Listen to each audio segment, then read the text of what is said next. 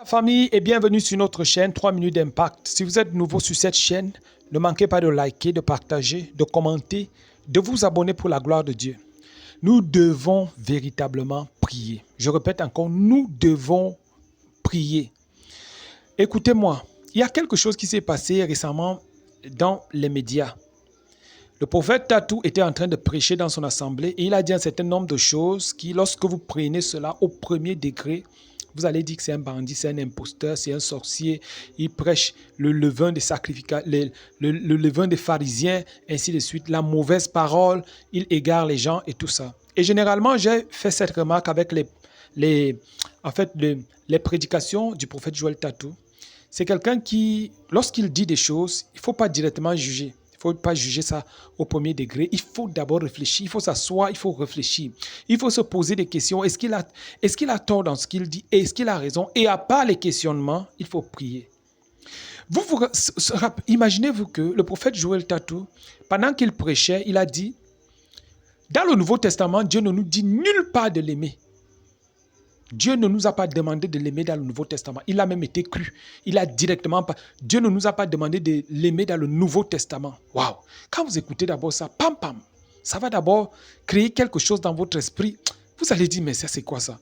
Nous devons aimer Dieu. Comment est-ce que nous devons, comment est-ce que, ainsi de suite et tout ça. Bon, ce que je vais faire maintenant là, c'est que je vais vous laisser un peu écouter tout ce que le prophète a dit. C'est pas tout. En fait, c'est de manière ramassée et vous allez écouter pour bien, n'est-ce pas, poser les colonnes afin que nous puissions tous comprendre de quoi il est question. Et vous-même, n'hésitez pas à dire en commentaire ce que vous en pensez. Peut-être vous pouvez être contre le prophète, peut-être vous pouvez être pour le prophète. Et n'hésitez pas à dire pourquoi vous êtes pour, pourquoi aussi vous êtes contre. En tout cas, je vous balance la vidéo, regardez et on se retrouve. De temps en temps, je pourrais interrompre pour dire quelque chose. À tout de suite. Et ce qui est terrible, c'est que tous ces troubadours, voyez, tous ces bonimenteurs trouvent encore de l'audience. Écoutez, oh mon Dieu. Là, vous écoutez un papa, hein? Un papa vraiment qui, lorsqu'on voit même d'abord, on doit le respecter seulement à cause de la chevelure blanche. On doit le respecter. Mais un papa qui vient dire des choses comme ça devant les enfants du prophète, vous vous rendez compte? Il parle des choses comme ça, il dit des choses comme ça. Imaginez-vous, on monte, c'est-à-dire sur la chair et puis on commence à dire des choses. La chair est devenue, c'est comme si c'est devenu un règlement de compte, c'est devenu bizarre. Moi, je ne juge pas, mais je dis quand même que vraiment, même si tu dois reprendre quelqu'un, est-ce que c'est comme ça que ça doit se faire? Est-ce que c'est comme ça, sincèrement, que ça doit se faire? En tout cas, continuons d'écouter ensemble. Écoutons un peu aussi le message du prophète. Le message du prophète. Je ferai une autre vidéo où le prophète réagit par rapport à tout cela. Comment il répond par rapport à tout cela. Écoute très bien. Dans le Nouveau Testament, il n'y a aucun verset où Dieu nous demande de l'aimer. Dans le Nouveau Testament, Myriam, Dieu ne nous demande pas de l'aimer. Mais Dieu nous demande de savoir que lui nous aime. Et c'est le fait de savoir, d'avoir la révélation que Dieu t'aime, qui va créer en toi l'amour nécessaire pour que toi tu puisses l'aimer. Nous sommes dans ce siècle, nous sommes dans ce temps où toutes sortes de doctrines d'inspiration démoniaque sont enseignées. Quand vous avez un prophète de sa commune qui vous dit qu'il est dit nulle part dans le Nouveau Testament qu'il faut aimer Dieu, vous n'avez pas besoin d'une révélation supplémentaire pour savoir qu'un tel enseignement, eh bien, trouve son inspiration dans le monde des ténèbres. Tu aimeras le Seigneur ton Dieu de tout ton... Et ce qui est terrible, c'est que tous ces troubadours, voyez, tous ces bonimenteurs trouvent encore de l'audience. On vous manipule avec de fausses prophéties, de fausses visions, et vous êtes toujours là. C'est parce que il y a une force qui vous maintient là-bas, qui veut vous égarer. Et c'est ce qui arrive aujourd'hui. Des doctrines de démons sont enseignées. Écoutez un peu cet autre homme de Dieu qui est en train de parler. Lui, il prend le côté du prophète Joël et il explique pourquoi. Il explique pourquoi il prend le côté du prophète Joël Tatou. Il explique pourquoi. Parce que là, c'est un problème d'argument. Il faut présenter la parole. Quand quelqu'un dit, si quelqu'un même dit aujourd'hui que voilà, Jésus n'a fait aucun miracle, par exemple. Mais non, mais ouvre la Bible, tu lui dis que voilà, il est écrit, le Seigneur a fait le miracle comme ça, le Seigneur, comme ça, il sera convaincu. Mais si il faut seulement parler ou alors il faut donner les faux arguments, vraiment, ça ne tient pas. Les gens qui sont matures dans la foi ne pourront pas se laisser emporter à tout vent. Donc, écoutons un peu cet homme de Dieu qui prend la défense du prophète Joël Tatou.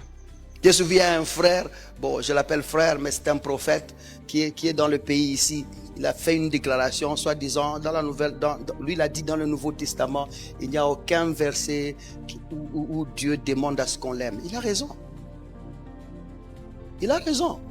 Il ne faut pas faire les polémiques des enfants. Il a raison. La nouveauté de vie, ce n'est pas une vie de démonstration de combien j'aime Dieu. Mais c'est la vie de réception de son amour. Ouais, il faut pas être jugeote. Oh non, n'est-ce pas que la Bible dit, même Jésus lui-même a dit, tu aimeras le Seigneur ton Dieu de ton cœur. Mais ça, c'est une phrase de l'Ancien Testament. C'est une phrase de l'Ancien Testament. Ça, c'est la loi de Moïse que Jésus est en train de répéter. N'oubliez pas que Jésus-Christ était enseignant de la loi. Il y a des choses que je lui reproche, ce bien-aimé là. Je l'aime beaucoup quand même. Mais cette fois-ci, il a raison. Il a raison. Pardon, il a raison.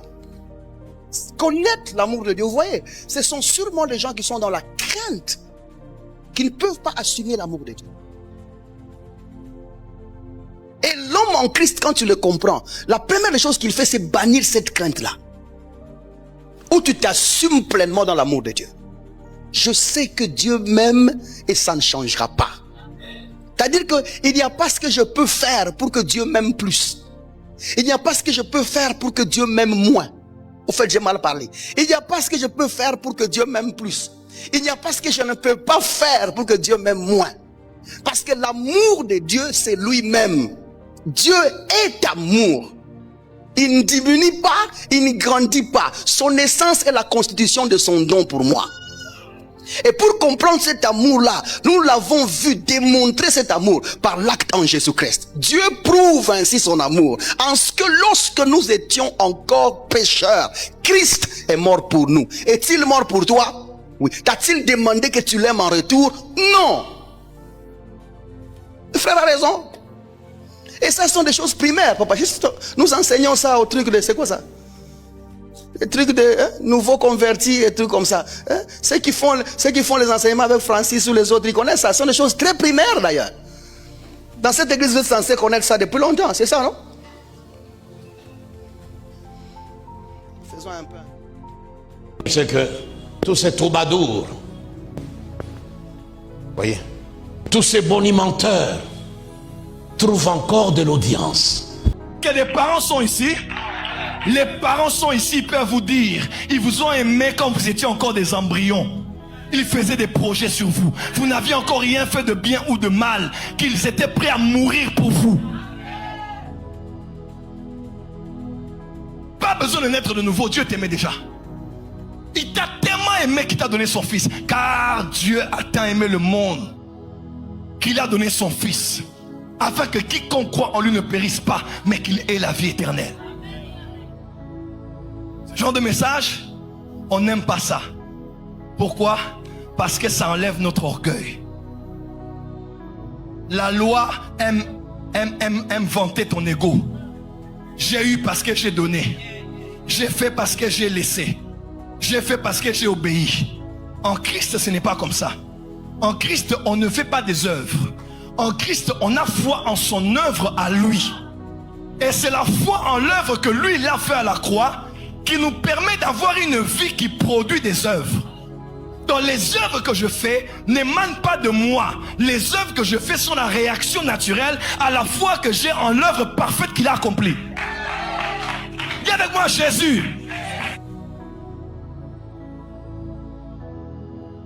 Et regardez avec moi. Jean qui savait que Jésus l'aimait, Pierre qui savait que lui aimait Jésus. Regardez leur finalité. L'amour de Pierre pour Jésus l'a emmené à trahir Jésus. Mais l'amour que Jésus a pour Jean et dont Jean était conscient a porté Jean et l'a emmené jusque à la croix où Jésus lui a dit: voici ma mère, mère, voici ton fils. Et l'histoire biblique dit que Jean a été enterré avec Marie à Éphèse. Parce que même à Patmos, on l'avait crevé les yeux. C'est le dernier apôtre à survivre. Et l'histoire biblique dit, quand Jean voulait mourir, il avait dit, ça c'est l'église, l'histoire biblique de l'église, on dit, Jean avait dit, aimez-vous les uns les autres. Et puis il est mort. Parce qu'il avait une révélation de l'amour comme aucun des évangélistes n'en a eu. Écoute-moi, dans cette génération, il y a des Jean et des Pierre. Ton amour pour Dieu va t'emmener à le régner. Mais son amour pour toi va te garder jusqu'à la fin.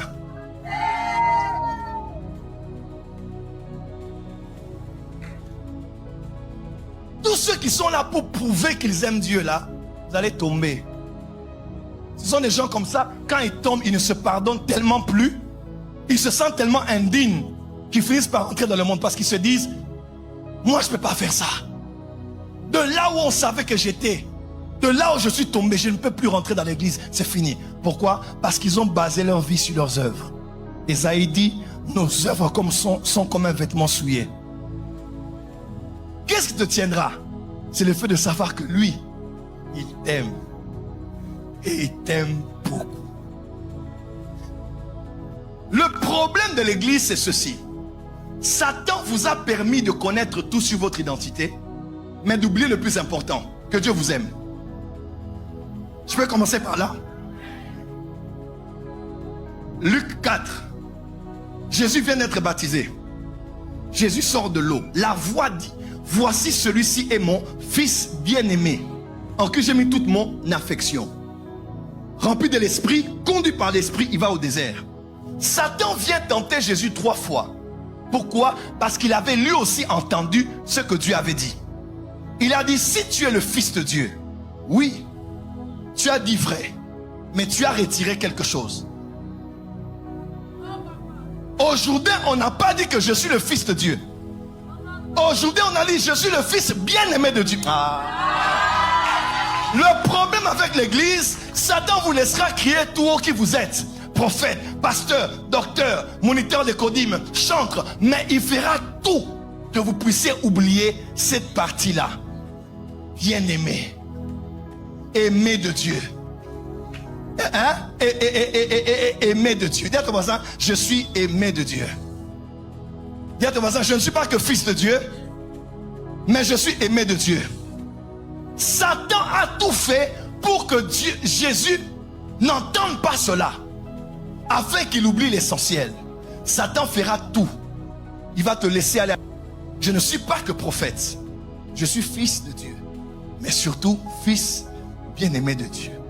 Voilà pourquoi la seule chose qui te donne la victoire sur Satan, c'est la seule chose qu'il a refusé à Jésus d'entendre.